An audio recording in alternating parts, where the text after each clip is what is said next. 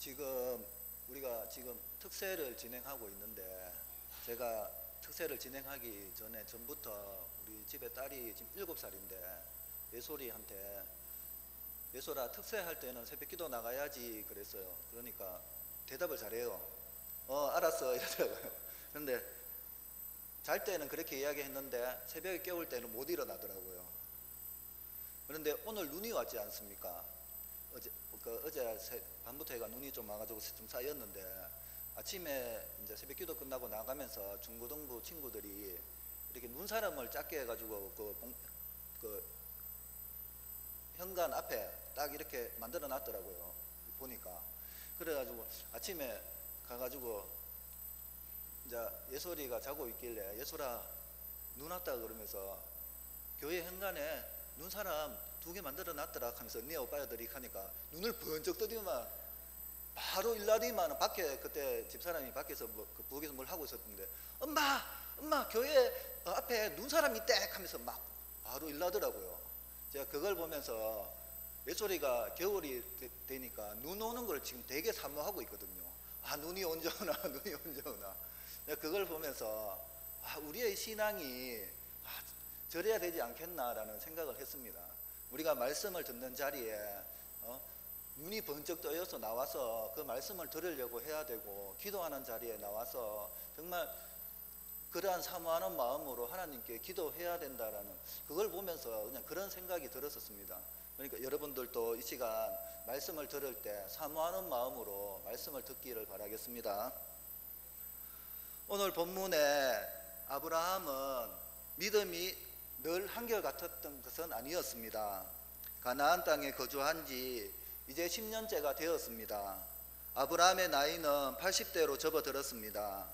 아브라함의 믿음은 다시 흔들리기 시작하고 있습니다.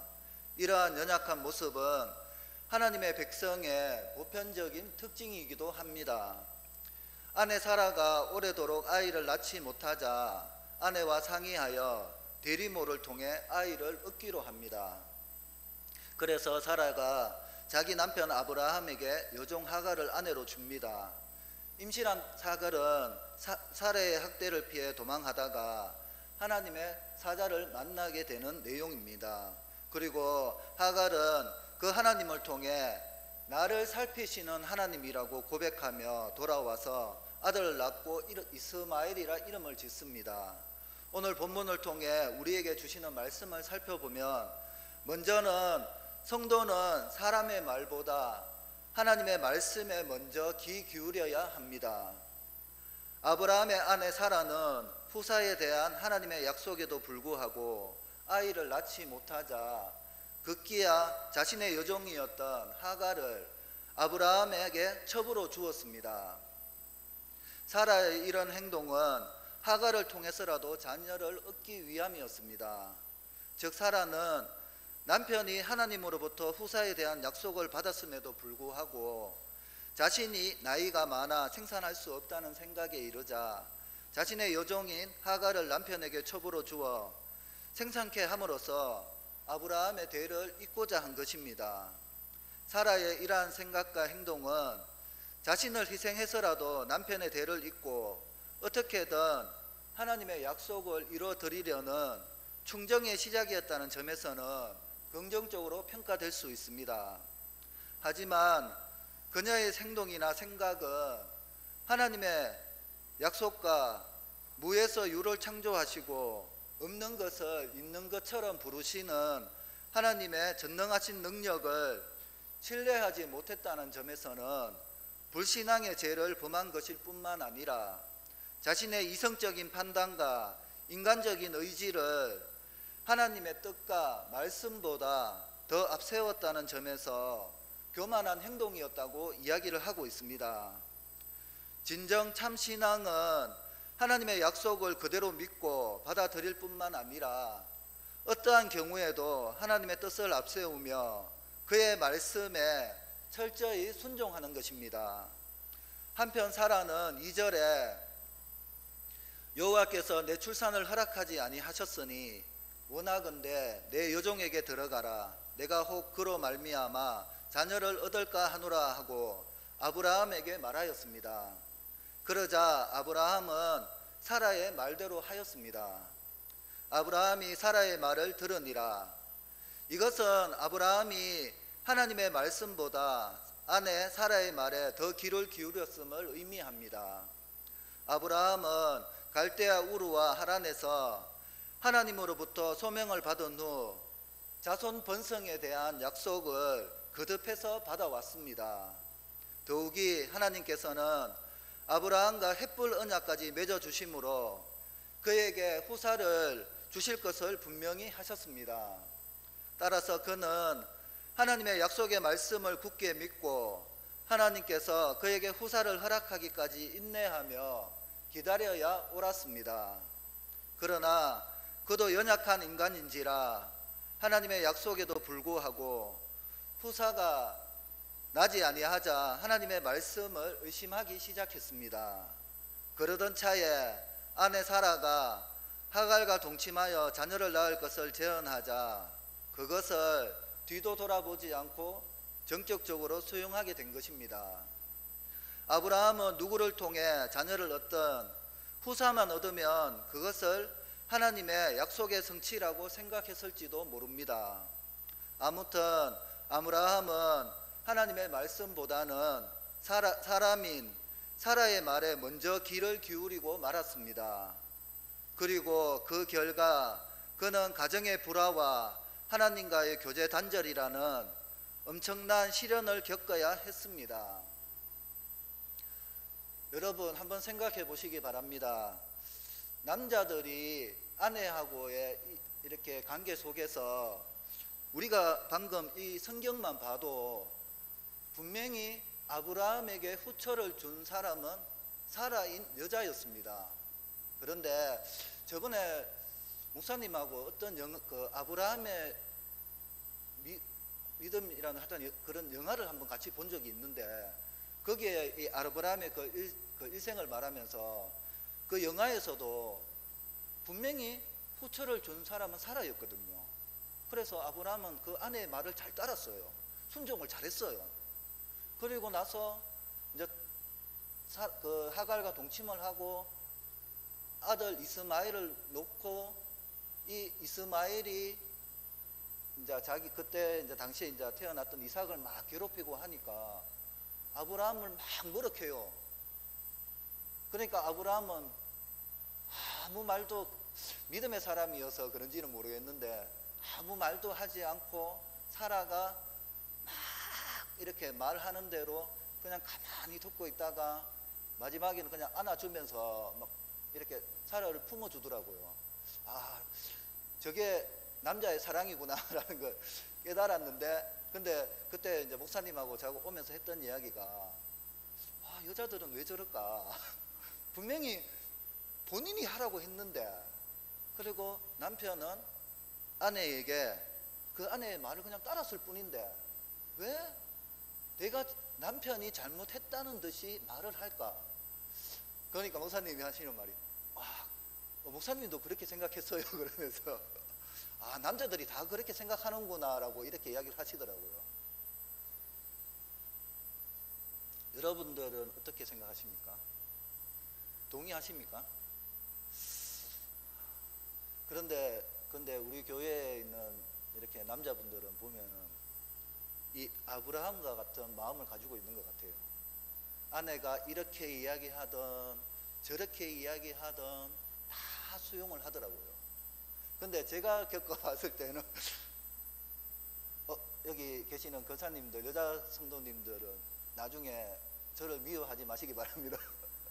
제가 생각할 때는 남편들이 수용을 하는 이유가요, 그 뒤에 또 있을 많은 이야기들 때문에 그냥 순종하는 것 같습니다.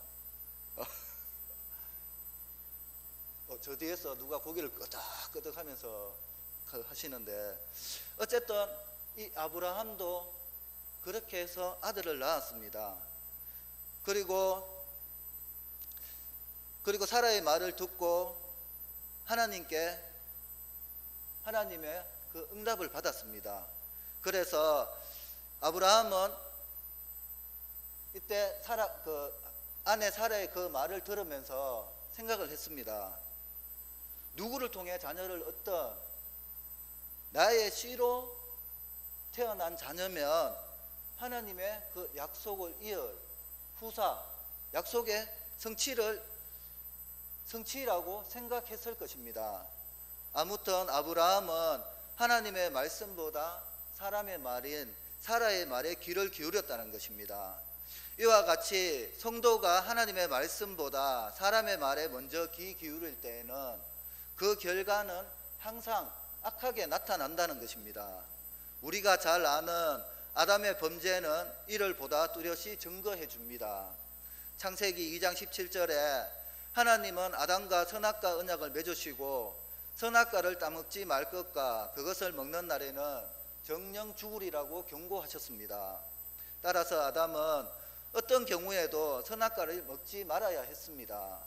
그러나 아담은 하와의 말을 듣고 하나님의 말씀을 거스려 선악과를 먹음으로써 죽음이라는 엄청난 형벌을 온 인류에게 가져다 주었던 것입니다.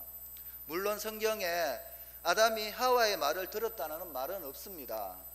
아담은 단지 하와가 주는 선악과를 먹었을 뿐입니다. 그러나 하와가 아담에게 선악과를 줄 때 그냥 주었겠습니까? 당연히 자기가 먹어보니까 아무 이상이 없었고, 또 하나님이 근데 자기가 먹고 나니까 순간 후회가 됐을 수도 있다라는 생각에, 왜냐하면 하나님이 선악과를 먹지 말라는 이 말을 아담을 통해서 이 하와도 들었을 것이라는 것입니다. 그러니까 자기가 그 하나님의 말씀을 어기고 보니까, 죄를 짓고 보니까 자기 혼자만 죄를 지어서는 안 되겠다 싶어서 자기 남편인 아담에게도 그 선악과를 주었을 것이라는 것입니다. 하여간 아담은 하나님의 말씀보다 사람의 뜻을 따라 선악과를 먹은 것은 분명합니다. 그리고 그로 인하여 그 자신이 영생할 자에서 죽게 될 자로 전락한 것은 물론 온 인류에게 질고와 죽음을 가져다 준 것입니다.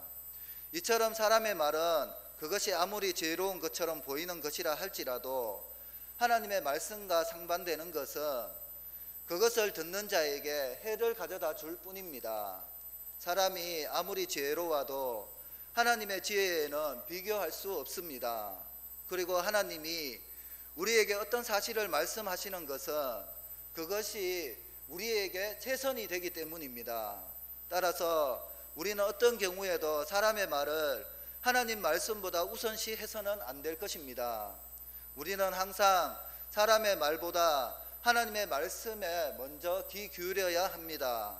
아무리 지혜로워 보이는 사람의 말이라도 할지라도 그것이 하나님의 말씀에 어긋날 때 단호하게 거절하고 하나님의 말씀에 순종해야 합니다.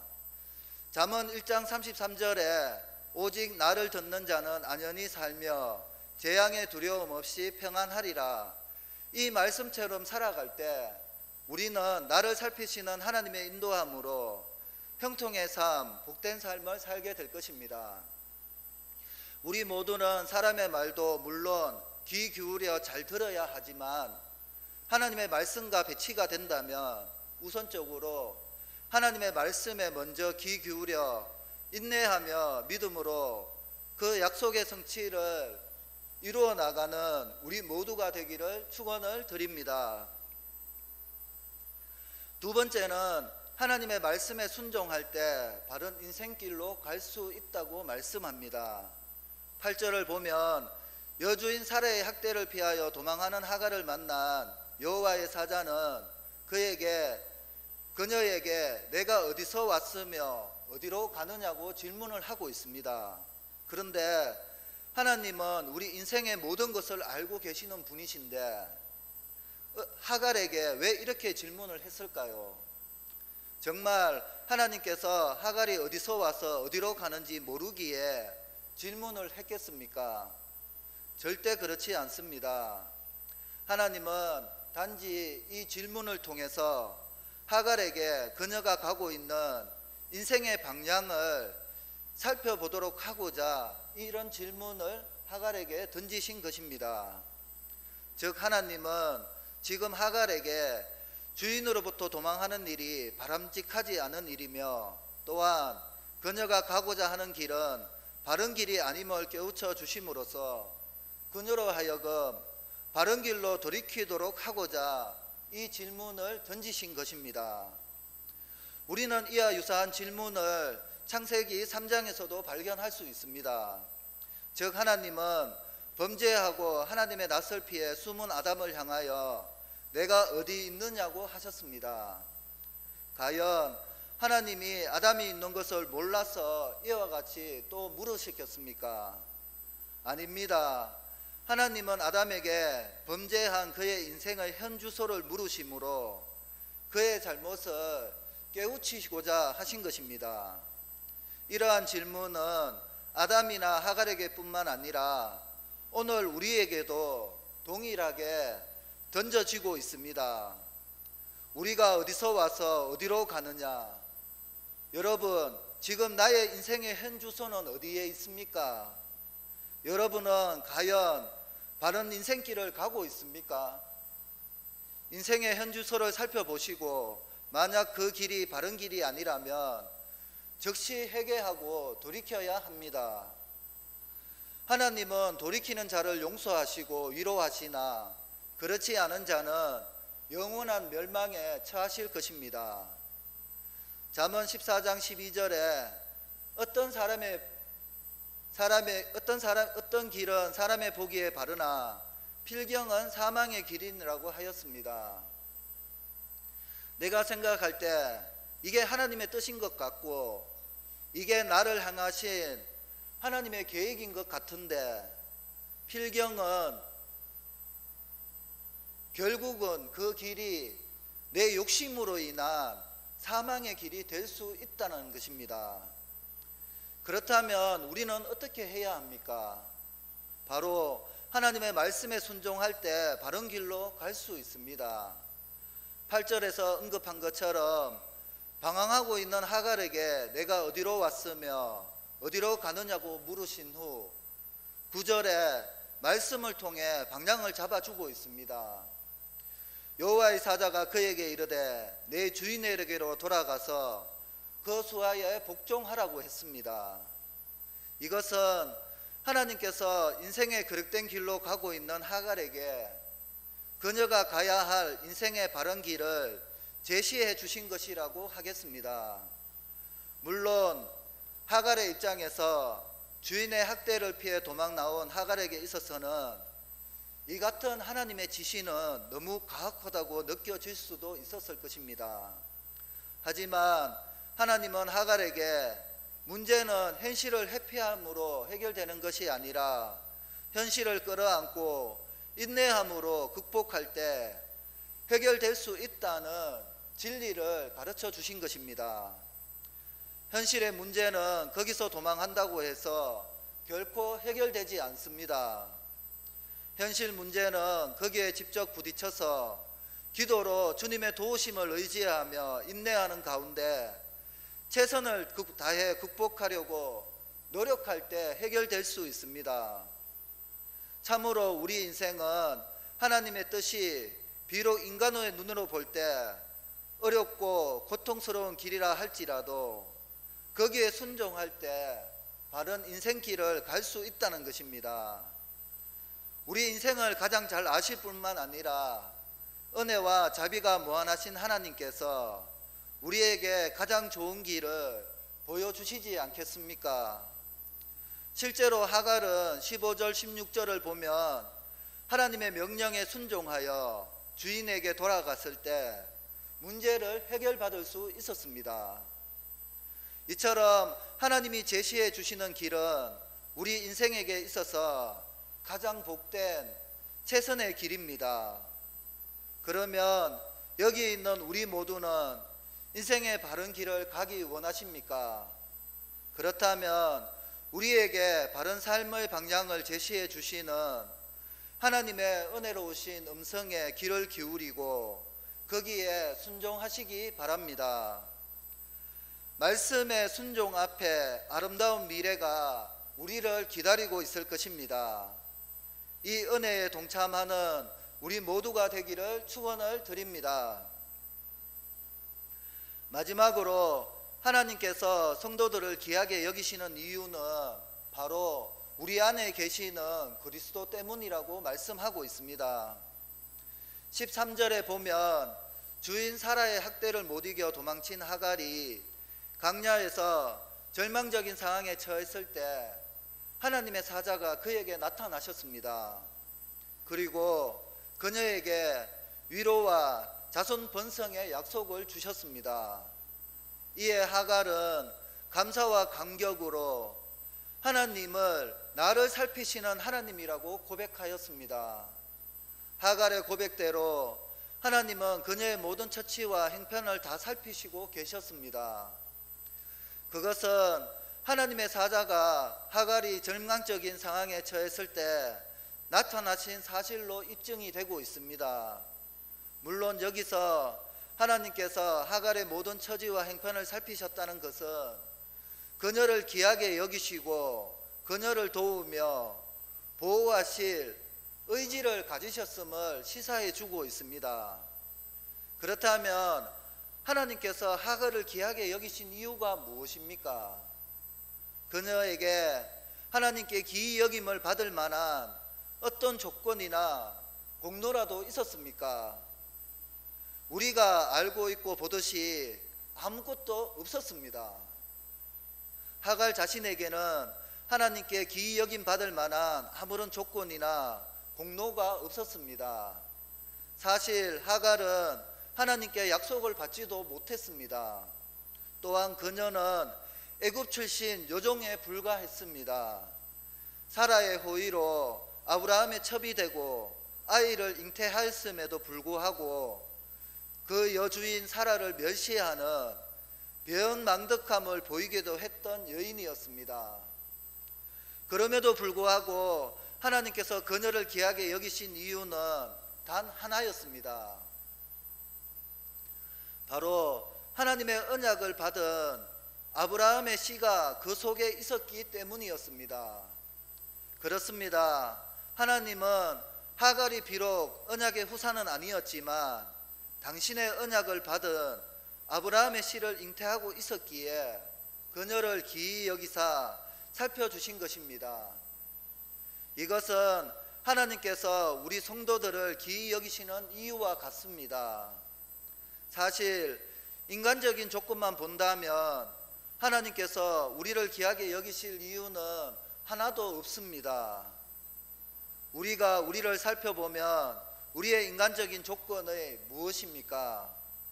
우리는 죄인이요 처음부터 하나님의 선택을 받았던 이스라엘과는 달리 이방 족속 출신들입니다. 또한 우리는 세상적으로 볼 때는 지극히 볼품없는 자들입니다. 세상적으로 보면 불신자들 가운데는 우리보다 모든 면에서 월등히 나은 조건을 가진 자들이 수없이 많이 있습니다. 그럼에도 불구하고 하나님께서는 유독 우리를 귀히 여기사 살펴주시고 도우시고 보호해 주시고 있는 것입니다. 그 이유가 무엇입니까? 바로 우리가 복음을 듣고 믿음, 바로 그 믿음 때문이었습니다. 그것은 오직 우리 안에 하나님의 언약의 후사이자 당신의 아들이신 예수 그리스도께서 계시기 때문입니다. 하나님께서는 단지 당신의 언약을 받은 아브라함의 후손을 잉태했다는 이유만으로 하갈을 귀하게 여기시고 살펴보호하여 주셨는데 하물며 우리 속에 하나님의 아들이요 언약의 참 후사가 되시는 예수 그리스도가 있는 우리를 어찌 귀하게 여기사 살펴보호하여 주시지 않겠습니까? 그러므로 우리는 우리의 구원이 완성되는 그날까지 우리 안에 늘 예수 그리스도를 모시고 살아가야 할 것입니다. 그것은 우리 속에 예수 그리스도께서 계시는 한 하나님은 우리를 귀히 여기사 살펴주심으로 보호하시고 도와주실 것이기 때문입니다. 요한일서 5장 11절에서 12절에 또 증거는 이것이니 하나님이 우리에게 영생을 주신 것과 이 생명이 그의 아들 안에 있는 그것이니라. 아들이 있는 자에게는 생명이 있고 하나님의 아들이 없는 자에게는 생명이 없느니라. 이 말씀처럼 우리는 진정으로 늘 예수를 마음에 모심으로 하나님의 도우심과 보호하심을 믿음으로써 하갈이 걸어갔던 험난한 강야와 같은 이 세상을 살아갈 때 나를 살피시는 하나님으로부터 안전하고도 복된 삶을 살아가는 우리 모두가 되시기를 축원을 드립니다. 말씀을 정리하겠습니다. 우리는 때로 해결할 수 없는 인생의 문제에 직면하여 절망의 늪에서 호적될 때가 있습니다. 그리고 그럴 때면 하나님이 나를 버리신 것이 아닌가 하는 의심과 함께 하나님을 원망하기도 합니다. 그러나 여러분, 하나님은 한번 택한 당신의 백성을 결코 버리시지 않습니다. 뿐만 아니라 하나님은 자기 백성의 행편과 처지를 낱낱이 살펴보사 다 알고 계십니다. 다만 하나님은 때로 당신의 백성이 당신을 얼마나 의지하는지 알아보시기 위해서 일시적으로 그들을 고통 가운데 머물러 두시기도 합니다. 그러므로 우리들은 우리의 힘으로 해결할 수 없는 인생의 문제에 직면했을 때 하나님의 인도와 보호를 의심하고 원망하기보다는 하나님의 인도와 보호를 전적으로 신뢰하며 그에게 구원을 간절히 호소하여야 할 것입니다. 그리할 때 하나님은 당신의 능력의 오른손을 들어 우리를 절망의 늪에서 구원하시고 한없는 위로를 우리에게 해 주실 것입니다. 우리를 살피시는 하나님을 통해 늘 하나님을 의지하며 인내하며 믿음으로 다시 비상하는 올 한 해가 꼭 되시기를 축원을 드립니다. 기도하겠습니다. 하나님 아버지, 은혜를 감사드립니다. 오늘 말씀처럼 예수 그리스도를 통해 자녀 삼아 주셔서 보호하시고 지켜주시고 살펴주셔서 감사드립니다. 하나님의 자녀로 말씀에 순종하게 하시고 바른 길을 가는 저희들 되게 도와주시옵소서. 감사드리며 예수님의 이름으로 기도드리옵나이다. 아멘.